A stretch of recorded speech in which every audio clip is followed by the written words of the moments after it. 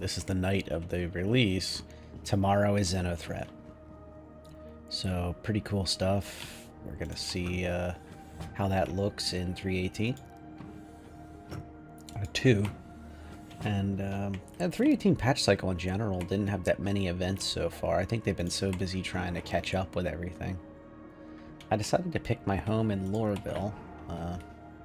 I think it's pretty fitting. It seems like this planetary landing location that has been working with me and been most agreeable during this transition into the 3.18 patch cycle, especially .1 and .2 especially. I've heard there's all sorts of headaches when it comes to the equipment and inventory management and such, but we'll see what we got here.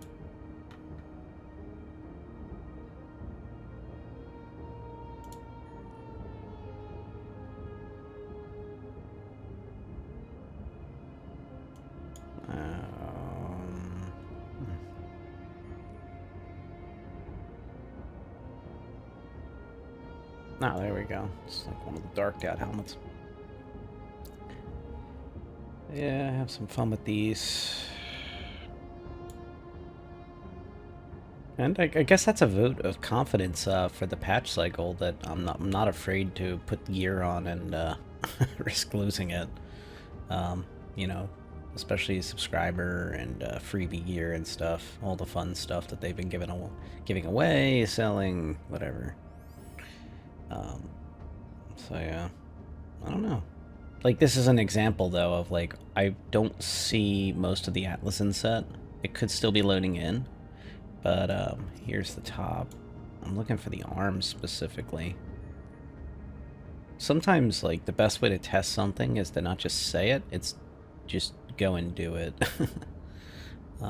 So yeah. Oh, there they are. I would have to go back and take a look at the video, but I think stuff was just loading in very slowly. I'm pretty sure. I've seen that in other patches, so that gives me a little more confidence to suggest that, but still, at the same time, I don't want to go saying something like that, and then it turns out it's not. Just throw one of the shotguns on, call it. I don't intend to do any FPS stuff tonight, so... but the beauty of a shotgun is, if FPS finds you, at least you got something. And you know, one magazine in the shotgun is actually pretty good. It's not the most amazing PvP weapon, but close range or inside a ship or some such, it'll do the job just nicely.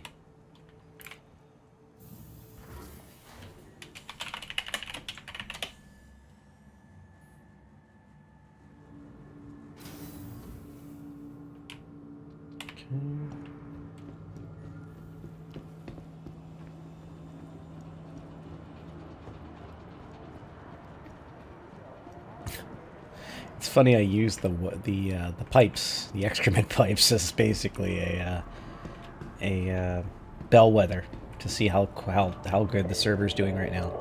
And I noticed that the liquid flow is actually doing okay, which gave me a hint that the animation was popping off correctly. And then you can see the little flags too. Some of this stuff does actually lag out when the server's acting weird. Right now, you can see in the top right corner that the server FPS is actually pretty dang good, 8 to 9 FPS. And that's not my rendering FPS, that's on the server side, if you've never heard that before. But when you go to the r_display info -1, it'll give you that. And if you're wondering what I'm talking about, if you look at the patch notes for any of the test patches especially, you'll see that r_display info code. You hit the tilde key and just type it in. Don't worry, you're not hacking the planet or something. Basically, that is a way for you to be able to see the FPS in the top right corner, and also if you take a screenshot of an issue, it helps CIG get an idea of what's going on, where you were at. You know, you can see timestamps and such on there too, and your ping and everything else. So it helps kind of diagnose those things, both yourself and for when you put stuff in the issue council and petitions and some such. So I'm going to make my way over to Tisa Spaceport and see how the servers are doing. I made it on the train. Okay. So this is the same build I had in the previous video. 7800 X3D and 64 gigs of RAM running at 6000 speed. And it still has a legacy graphics card. A 2080. Let's see if we can get rid of those tooltips. You know, there's so many things I don't mind setting up, like even whole characters, redoing them all the time and everything. I don't take it personally. But the little things, like having to turn the dang tooltips off and dig through and find them in the settings is really frustrating. Oh, and by the way, bottom right corner, the activate windows, it is not me attempting to it is not me trying to sneak around Windows. It is I picked up a valid key, and it did not work. So helpfully, I'm still trying to troubleshoot that. So, yeah. Hooray, Windows! If only there was a better option. So, we're not going to get out of the CBD like in the last video. I'm going to head over to the spaceport. Oh man, you can feel it loading in. I might be the first player. I'm looking over at the other screen, interestingly, and it is running 2 cores, as Sylvan, CIG Sylvan said from the rendering team and engine team. He explained that basically it runs on 2 cores right now with the current StarCitizen builds, where 1 core is the primary core and the other core kind of catches up and kind of does some support and such. As I pointed out in the last video, the 7800 X3D seems to prioritize 2 cores it thinks are the best, because there's marks where it says the first fastest and the second fastest core on the chip, and those are the ones that are the highest engaged. But what's shocking to me is that these cores are only running about 50 to 60% utilization, even when it shutters or something like that, when the server is trying to play catch up. And in top right corner, you can see the 41 FPS and such. However, my graphics card is running about 97, 98, 99, 97.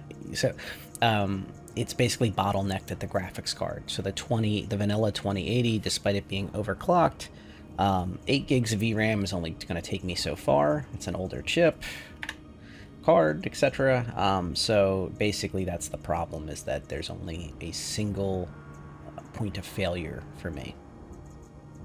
You know what I'm curious about is how the Banu Defender is doing in this thing. So let's request delivery on that. Some of the newer patches, even though you set your home as a specific location, they still have like this request delivery type thing. And I think this is here to stay until like persistent hangars come in, where you can pick and choose. I would assume certain vessels. See, now it went to stored, and now I can, just like the old days, hit retrieve. Or the building blocks ASOP terminal can time out. That's another option, I guess. I mean, anything's possible, right? Vehicle selected. Stand by. Your vehicle has been delivered to the following location. So I can see the ping there, obviously, and I can double check it, but I just want to make sure. Okay, so the screen shows it and the ping show it correctly in Hangar 6. Okay.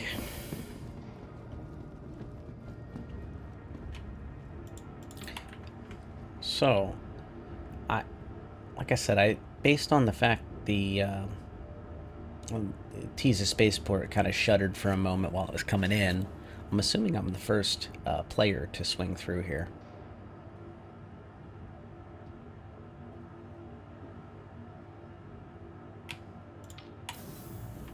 Oh my god, the double elevator glitch is still in this build, where you have to push things twice in order to get the elevators to do things. Sometimes, but not always. But tell you what, as long as the elevators work, I'm happy.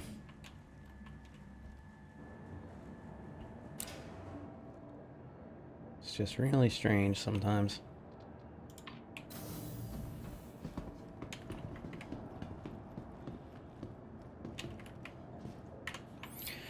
Okay, well, I'm still recording. Cool. So, if you haven't been to the Banu Defender lately, she is looking quite nice. You can see that nice metallic effect on there with the etching and such. And it does look very alien. The wonderful crab ship is very nicely crabby lately. Now, the pilot seat is on the left, and then on the right is your, well, a door to the alternate dimension. Okay, there we go. That's the co-pilot seat. But really, and you can see you have two beds. But really, let's see, do the beds work? Yes, they do. Yes, they do. Let's see, 1 and 2. So really, though, this is primarily a single combat ship. But based on what we saw with the Scorpius Antares, with the that's the Scorpius with the jamming pod and everything else. Based on what we're seeing with that, it seems to be that they're going to try to start pushing multi-crew in smaller vessels. Okay. Let's see. Do I remember where the actual personal inner thought? There it is. I'm going to totally pretend I remembered it. Systems activating. Systems on. Yeah, I mean, and by the way, I know the hotkeys and such, and I know how to set them up and everything. It's just, I prefer to actually flick switches and such and everything else. When VR's into this finally, many moons from now, I will be definitely taking advantage of being able to flip the switches. Oh, do not screw me over right now, Lorville Landing Services.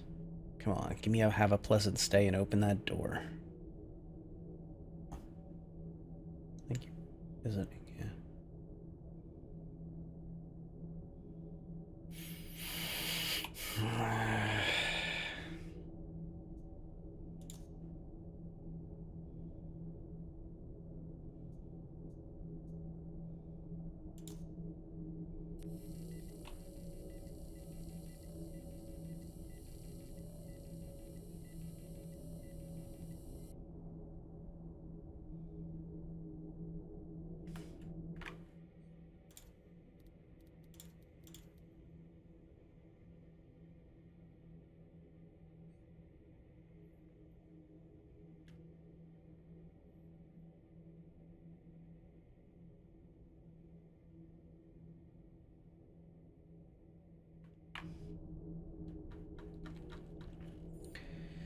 Alrighty. Let's find out if those doors are very, very real. Launch complete. I think they are.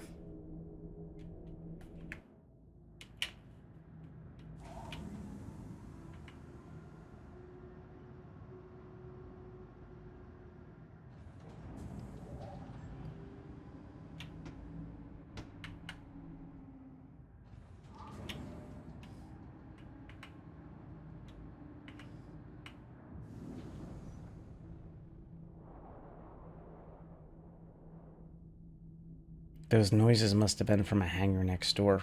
It's the only thing I can think of.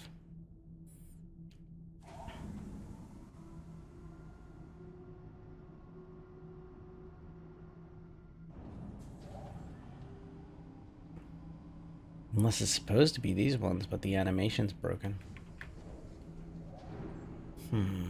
So it said launch complete. Maybe you have to... Maybe I can trick it into thinking I'm trying to land? But then it, of course, has to assign me this specific hangar in order for that to work.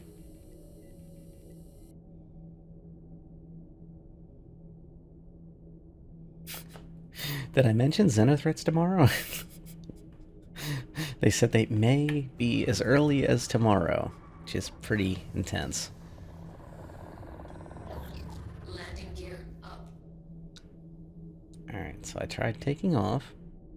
I tried switching from the crab stance to the combat stance here, and the flight stance. Let's take a look one more time.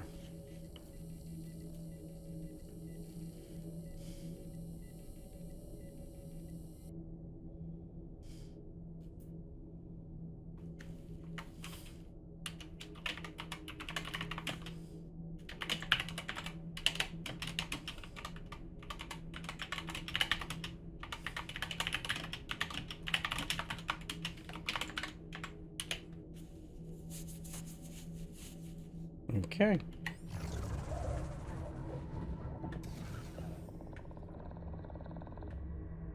Landing gear down. Landing complete.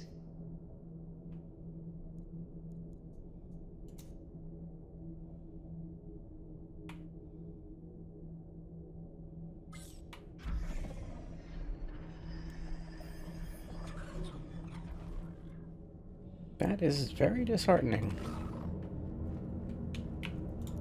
Wow. Hopefully they'll address that.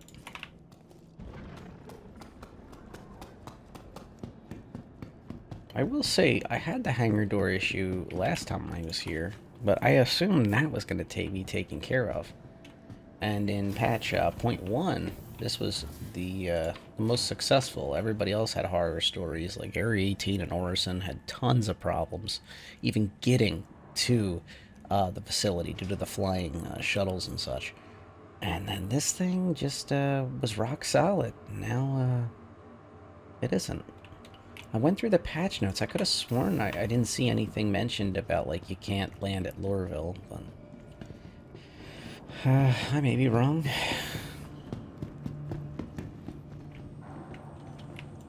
Welcome to the ASOP Vehicle Retrieval System.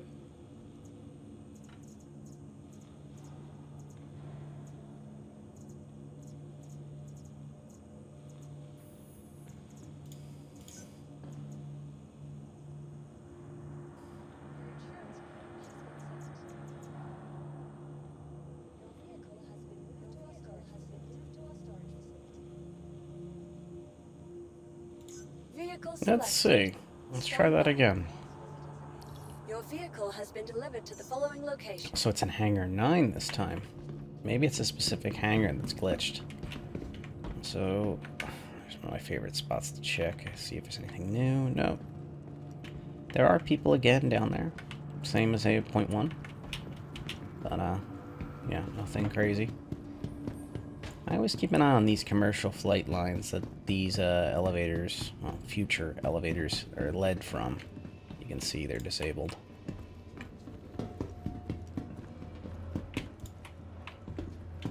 It's neat to see the guards walking around and stuff like that.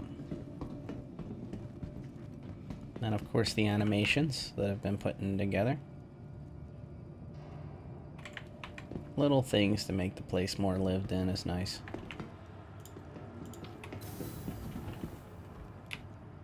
Okay.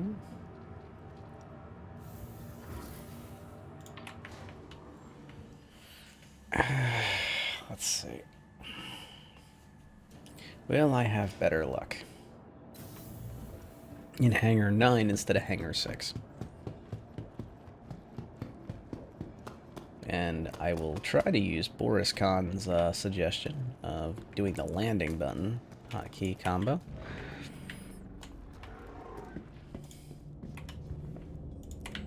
For those curious, I'm looking right now, and it's like at 30% utilization, 40% utilization as soon as I get inside the ship on the CPU.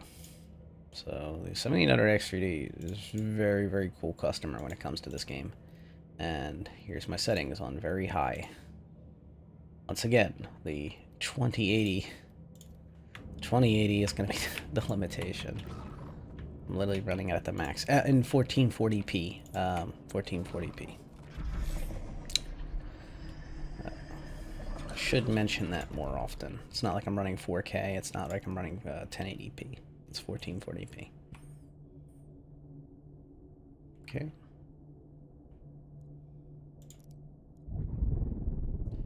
Systems activating. Systems on.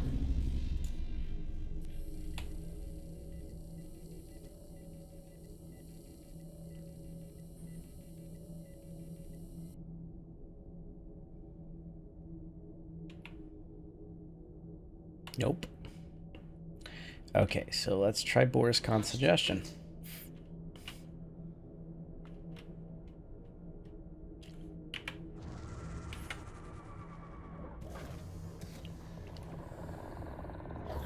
Landing gear up.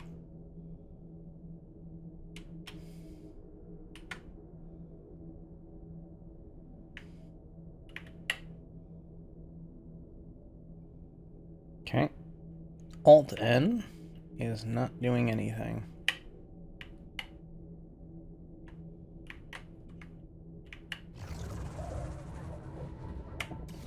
You are clear to launch. Wait a minute. Landing gear down. I just stamped it like 50 times.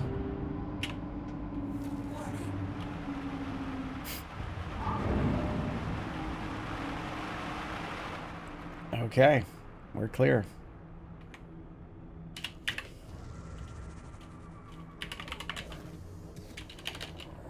Thank you. And please visit again. Landing gear up.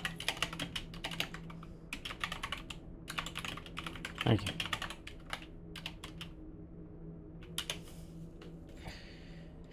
Alrighty.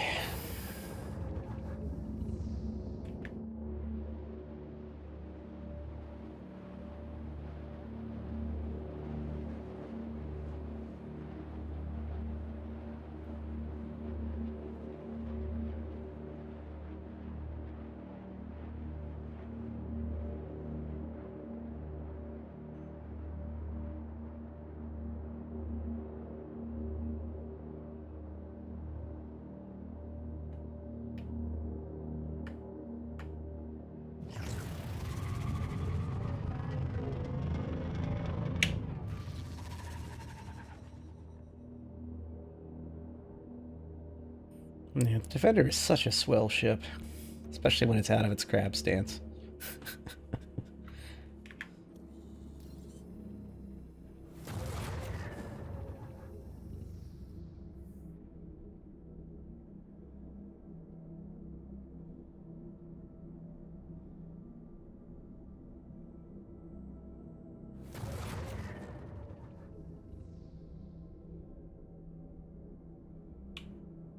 I know they're trying to rework a lot of the medium and the heavy fighters and such. I'm not quite sure where that's going to leave the Defender, especially as a, once again, if they start trying to heavily push the multi-crew aspect somehow, some way. I don't really understand how you would make this a multi-crew ship, but maybe a variant that has some kind of crazy utility or E-War or something, but yeah. I think it'll be interesting. So earlier in development, the Banu merchantman was told that basically everybody was told that the ship has a special relationship with the Defender, and a lot of people thought, oh well, that means you can dock the Defender inside of it, and that's of course what basically it's inferred. Other people thought, oh, you can put more than one and mothership it around with the BMM, and the Defenders would help happily defend the ship. That was not the case. It's kind of like the 870 jump kind of hangar style thing at the front of the very, very large and growing BMM. And there's going to be one. And I guess the special relationship, we'll see what that is. Some people theory crafted that it would be shields, where the larger ship could assist by offering shields to the smaller ship, or target locking and changing things in this ship based on what that ship can see, all sorts of interesting things. But I really wonder if that's ever going to be a thing, you know, like beyond just the ship has space inside made for it. Who knows? Guess we'll see.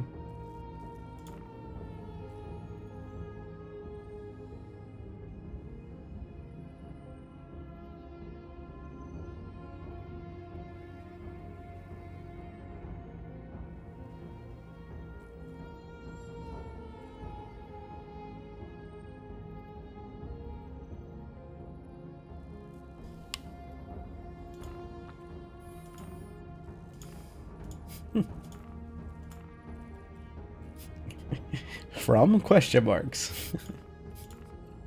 One of the other things that is interesting, as things stand right now, is that 31 million kilometers away for 2,000 UEC. I'll get right on that. But one of the things that we are seeing is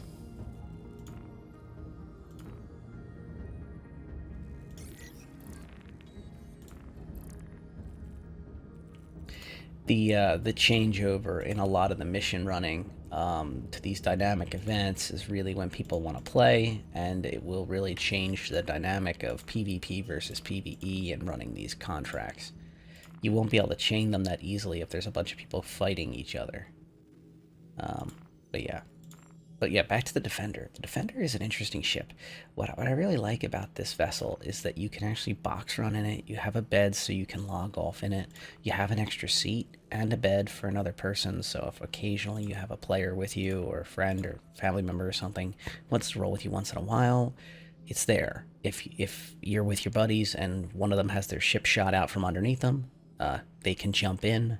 You open the door, they can jump in, and everybody's happy. There's a lot to be. There's a lot of good. There's a lot of good in the Defender. There's a cave mission. These things always are a nightmare, and I don't have proper gear for that type of thing.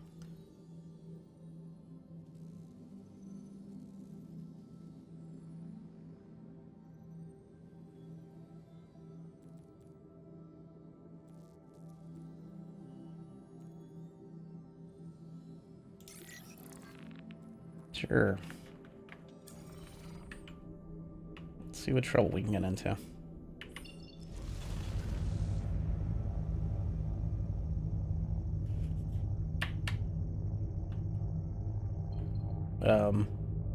Holding left bracket was... never mind.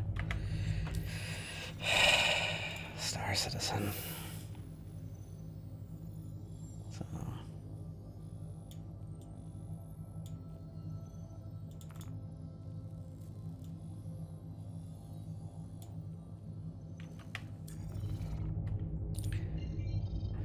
Go back into the contracts I accepted, I can go and find the one that I'm actually working on.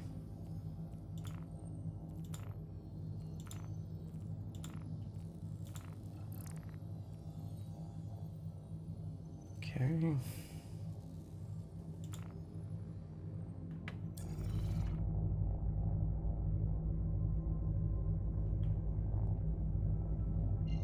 It's amazing how you just take things for granted.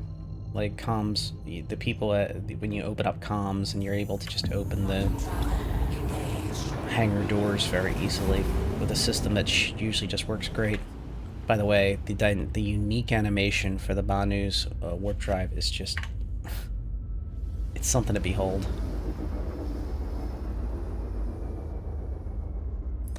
Put like that orb in front, and it's like you're pulled towards the quantum.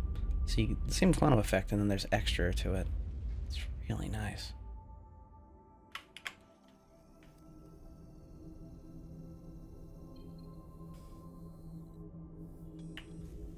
Looks like it might be around the other side. I'm gonna have to bounce off an OM.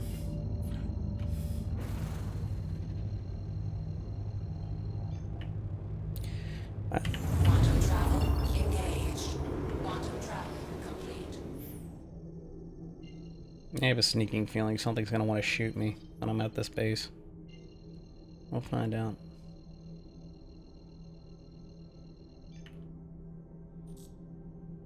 Quantum travel engaged. Quantum travel complete. Yeah.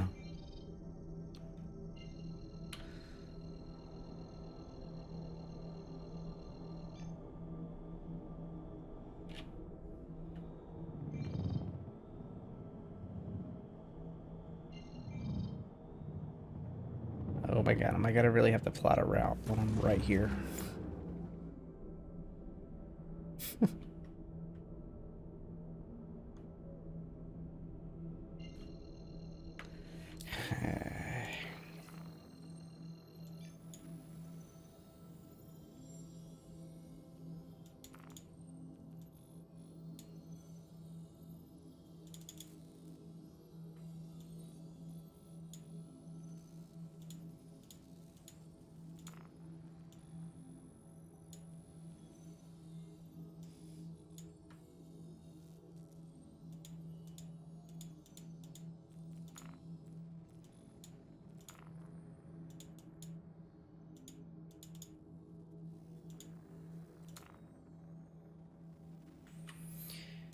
Okay, so even the game doesn't know how to bounce me over there.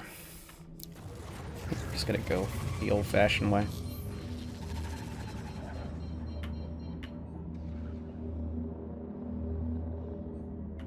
Landing gear down.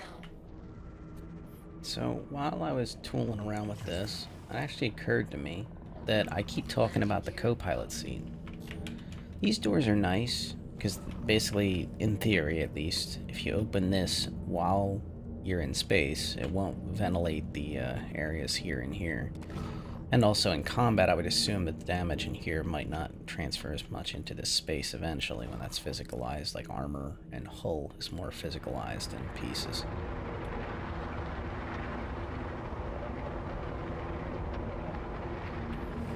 Okay.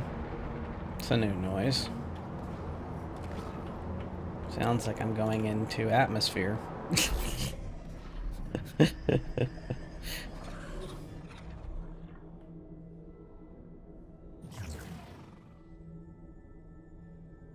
Yeah, my velocity's staying the same.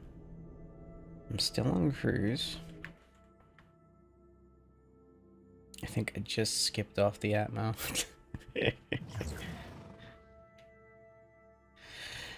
In space, basically, and then for balance reasons, there's like a max speed, really.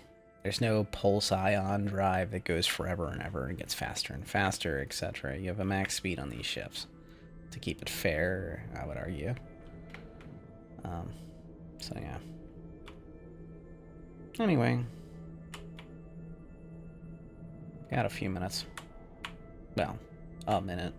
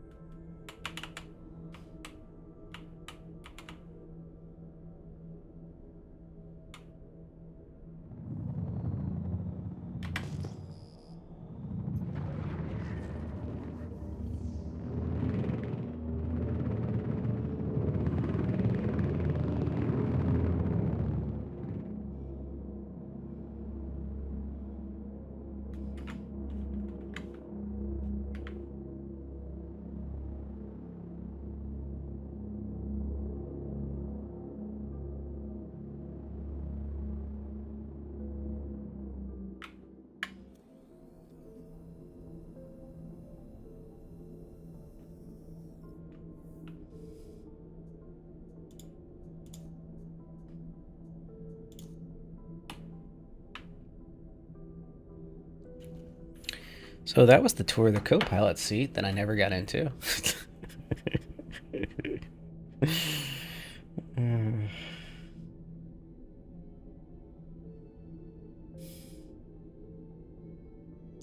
But having a physicalized area inside the ship is kind of important to me. It's something completely different, I would argue, that a lot of players... you have to hit a certain size of ship to enjoy that and have that option to be able to hop out of the seat and be able to run around. And a lot of games have spaceships. They don't have the ability to get out of a seat. Well, in Eve at least, you had to eject into your pod and then you were just flying around in the equivalent of a tiny little ship for just your single pod pilot character. But in most games, it's way simpler than that. It's literally when you hop out at the station or at the outpost or some other place where you can switch ships, and you basically never see your character. I know there's some games that have made jumps, like ED has made the jump where they're starting to have characters, you can land at places and such, but it's kind of in its infancy. I am not going to talk smack. I have not played ED in a very long time, and I have not tried out the new stuff. Relatively new stuff. So but I just wanted to point out that like having that luxury is pretty rare in space games. There are some that have it, and StarCitizen certainly does it very well. I might bring this speed down a little bit now that we're getting close.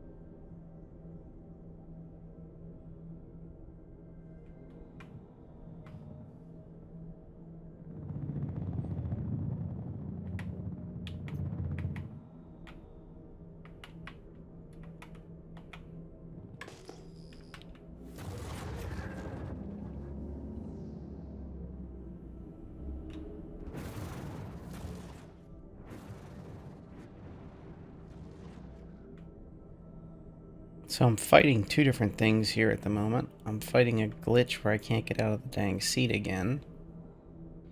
And I am worried about whatever the hell is over there on that triangle. Contact.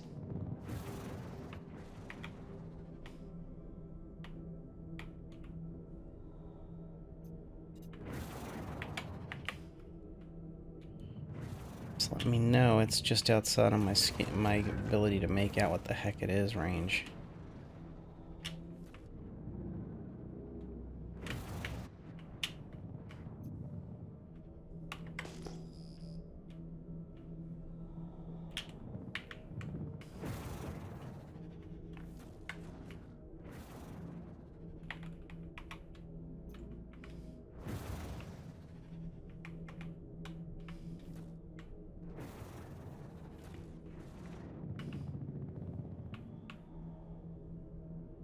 Really don't want to turn my back on those targets.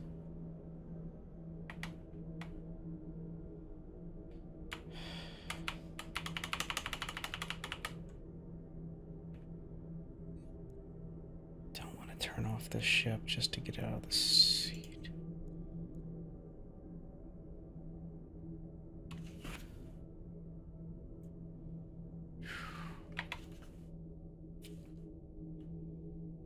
It's a tough one. Yep. Why? You can tap it. I'm not going to eject.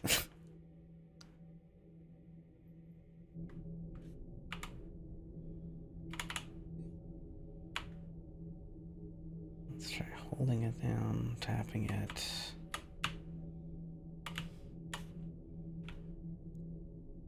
I am part of the ship now, short of ejecting, which would destroy my capabilities on this vessel.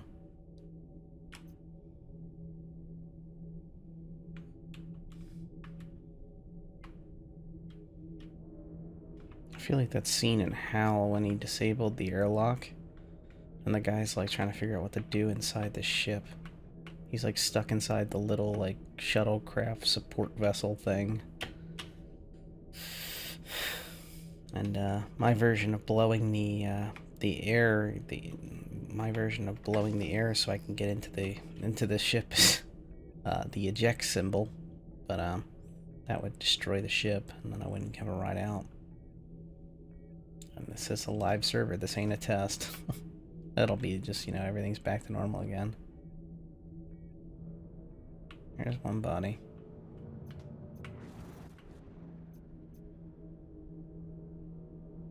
Yeah, those are NPCs. Let's go find out what those triangles are.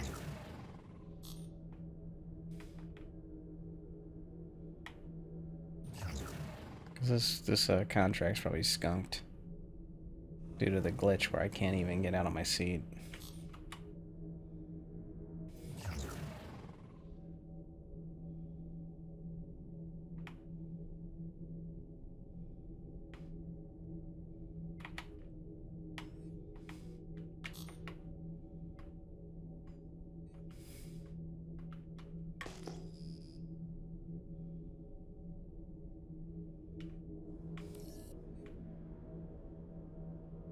Am I happy you're here? Maybe together we stand.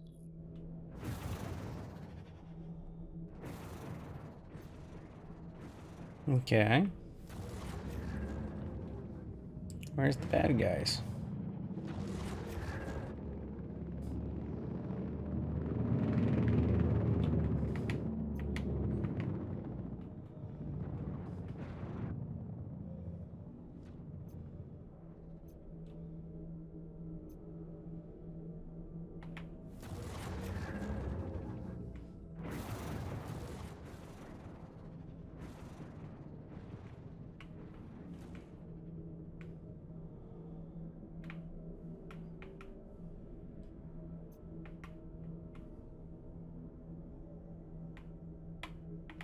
It's obviously a mission I haven't accepted, and he wasn't supposed to talk. I'm guessing.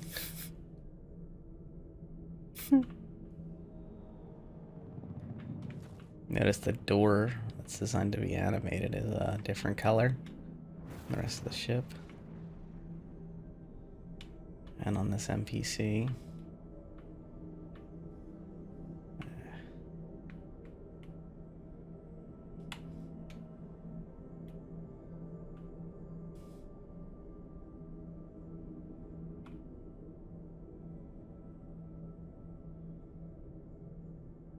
Nice little Mustang Delta.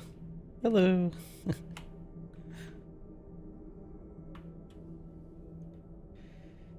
Yeah.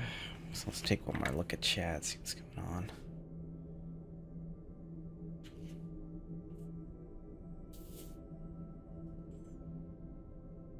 You have a peak permit.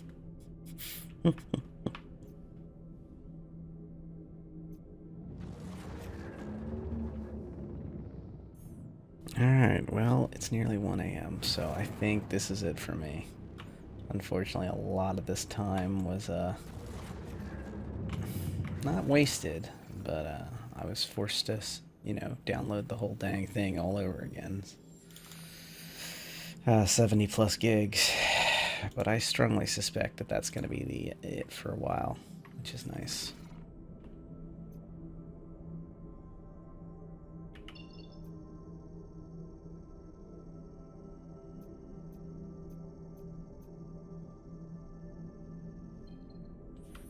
Are you for real? Alright. So I'm going to have to change. I have a route set, but I need to apparently track it just to really set that message. And I'll kill this contract.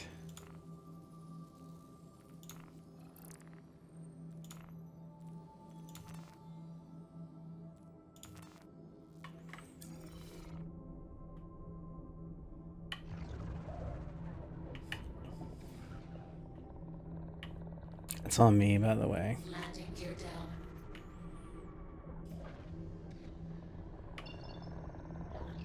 Landing gear up.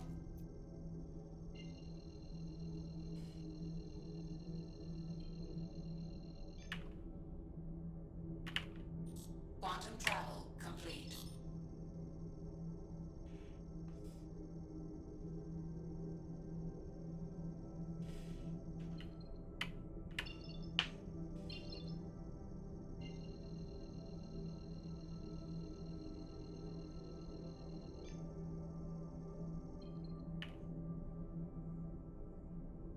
Quantum travel engaged. It's real finicky tonight on the Quantum. Also, I'm noticing the server FPS is down to 5, 6, 4, 3, 5. Yeah, okay. And it's jumping all the way up from 3 to 9. Okay. There's 10. Quantum travel complete. With some of the underlying tech rolling out for PES, it wouldn't shock me if like there's some sort of server combobulation going on where you hit certain areas that are focused by the server more than others. Eventually it'll be multiple servers serving one system, busy system like Stanton. In theory, anyway. You know, as needed. It's pretty cool stuff.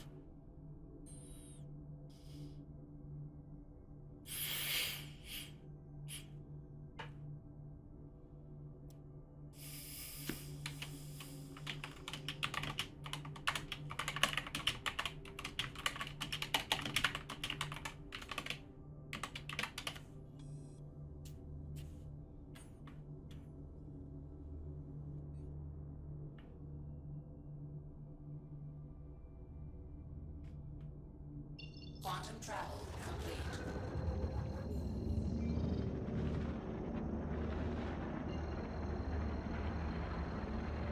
Obviously, I'm not trying to quantum to Lorville right outside and leading into Atmo.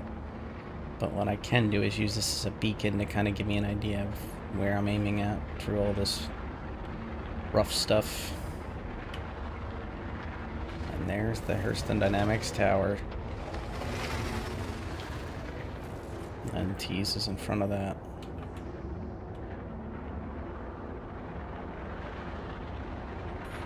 So some of the smog and stuff was really laid on thick for Lorville 2.0. And it shows. I mean, it looks rough, as it should.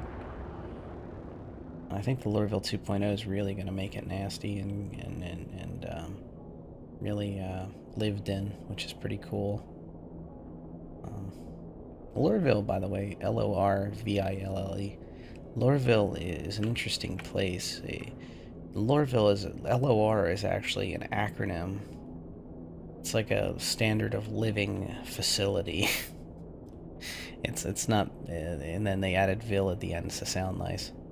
So it's actually interesting that it's not meant to be like, you know, Lorville, like, oh, this fella who told lore founded it. No, it's literally made up by the factory, by the Hurston family.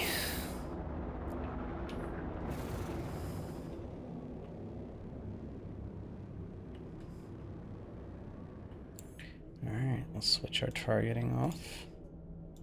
And let's see if controls are actually handling it without having to do any special hotkeys.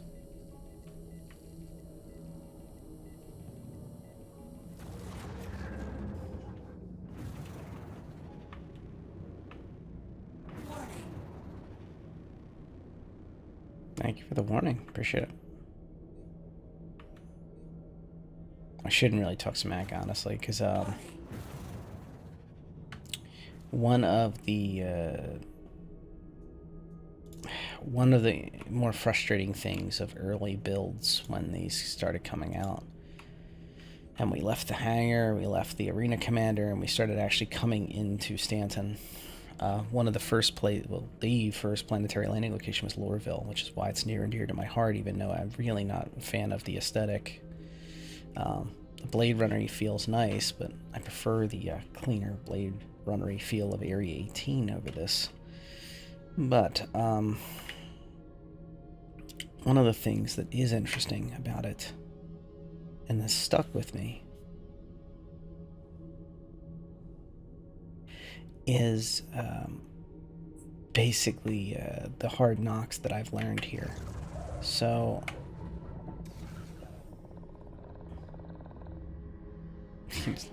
that growl is beautiful.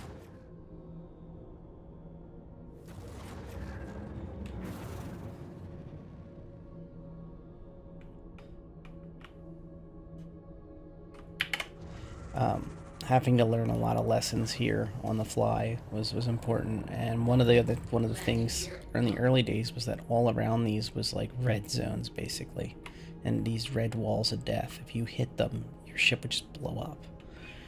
Then they added like some kind of thing where it was like, oh, we'll fly you away, and it would actually start crashing your ship. I actually had a mole that was these flight surfaces that would go out like these boxes, and it was not calibrated for a mole, no matter how high up you put that throttle. You just could not get enough thrust to weight ratio to get the hell out. This whole auto landing thing. LN auto land, yeah.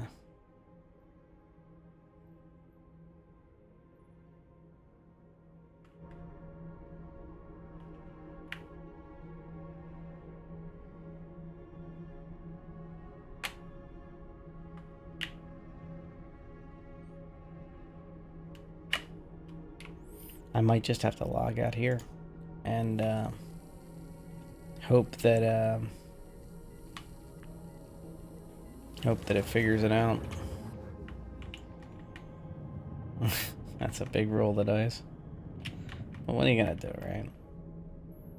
At worst, I wake up in a hospital and I have to file a claim on this for 5K UEC or something on the ship. And I don't have any cargo. I don't have any upgrades on this ship yet, so it's good. Hope someday we'll be able to land on the actual tower. That was something I think concierges have been saying for ages, or at the very least anybody being able to rent space. Maybe earn that through reputation would be nice as well. Be interesting. And to land there, live up there in this above the CBD. That'd be really interesting. Alright, whole lot of nothing tonight, but thanks for sticking around if you have, and hope this entertained you a little bit at least while you're waiting for your patch to load, I'm guessing, for your own experiences in 3.18.2. Let me know how you feel about it, and You know, is this a step forward? I think it is. The lack of a wipe for 3.18.2 was a huge step forward for me. I noticed that Silo posted up some posts about like people complaining about they were targeted for wipes, and basically he said that we can see who is exploiting the system, and we're not blind. Basically, he literally wrote that. Then it said, you know, we're looking at taking measures to specifically target those people, and I'm like, you know, to wipe them. So if you hear about a single person being wiped, it could be a glitch, or it could be something to the tune of they were really high in value. Whether it's legitimate, they just grinded like it was a job, or or they were utilizing glitches, or at least CIGS thinks they were.